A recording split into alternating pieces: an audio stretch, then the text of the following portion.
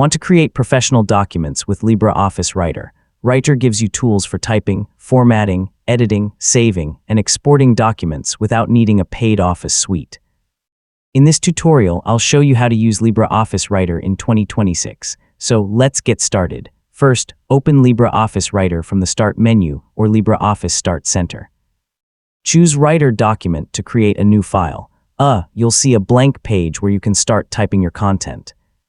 Next, select some text and use the formatting toolbar to change the font, size, style, alignment, and spacing. You can also use heading styles to organize longer documents and make them easier to navigate. Now you can add images, tables, links, and other elements to your document. Open the Insert menu and choose the type of content you want to add. Adding tables and images can make reports, assignments, and other documents much easier to understand. After adding your content, use Writer's editing and review tools to check your document.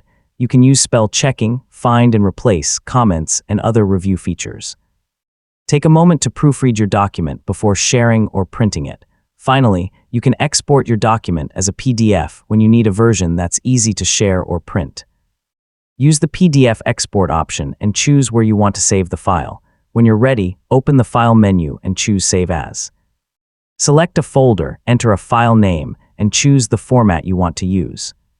The Open Document Text Format, or ODT, is Writer's standard document format, while you can also save in formats such as Microsoft Word when needed.